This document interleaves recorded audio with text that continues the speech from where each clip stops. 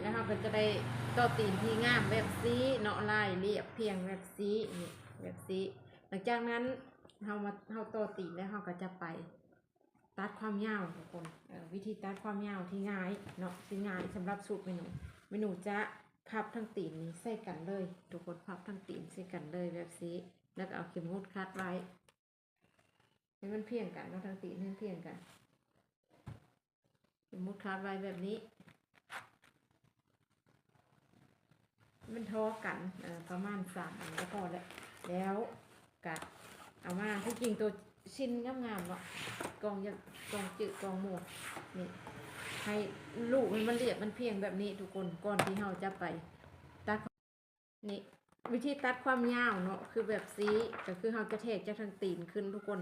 บวกแล้วบวกให้เครื่องนิ้วเนาะให้มาเบิ่งหน้าที่46แล้วก็อ่านกับนาโลเม่ง1เนาะนาโลเม่ง1แล้วก็เบิ่งตามหน้าที่46ควบคู่กันไปเนาะมันจะเฮ็ดให้ละเอียดแห้งเลยทุกคนเด้อแล้วเราก็แทกจะทั้งตีนขึ้นแบบนี้เนาะความยาวลูกค้าเท่าไหร่สมมติว่าความยาวลูกค้า30บวกเพิ่มอีกครึ่งนิ้วก็เป็น30ครึ่งเนาะหรือว่า30.4 ขีดความยาวลูกค้าคนนี้เอว27เครื่องไทย37ถือว่าหุ้นดีแห้งแต่ว่าคนบนเอาลามไปได้นี่อยู่นี่แล้วเราก็ขีดไปแต่ก็ขีด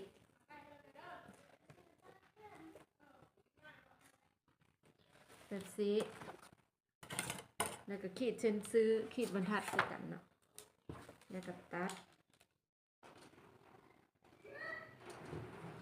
แล้วเราก็เอาหัวไปนำเลยเราจะเอาหัวจากเส้นเราก็ขีดเอาเลยจะเอาหัว8 เส้นบอ9 เส้นบอขีดไปเลยแล้วเราก็ตัดพร้อมกันแล้วมันก็จะเลี้ยวไปเลยมันก็จะไวเพราะว่าสิ้นอันนี้มันยาวอยู่แล้วเนาะมันเหลือหลายอยู่แล้วนี่แล้วก็ตัดเลยเอาแบบช้าๆเนี่ยเนาะแบบละเอียดเนี่ยไวหลายกับโบยากเข้าใจสำหรับมือใหม่นี่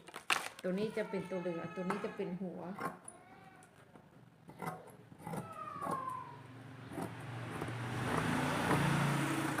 ตัวนี้จะเป็นความยาวสิ้นสำหรับสูตรของเมนูเนาะเอาความยาวสิ้นมันจะบ่ได้ร่วมหัวเลยจะบ่ได้บวกหัวมันจะต่างหะเลยเนาะตัวนี้จะต่างหะเท่าใดกับโบจักเนาะเท่าใดกับโบจักต่างหะเลยเมนูจะไล่แต่ความยาวผืนสิ้นนี้เวลามาประกบเข้ากันที่หัวนี่มันจะอยู่เทิงบอนแอวอยู่แล้วเนาะบอนที่แอวแอวมันว้ำเข้านะแอวมันว้ำสมมุติมันจะเป็นแบบซีเนาะมันจะเป็นแบบซีมันจะเป็นแบบนี้มันจะโก้งๆนะนี่แอวตัวนี้เนาะสิ้นผืนสิ้นนี่มันก็ลงมาแต่นิ้วนี่อยู่แล้ว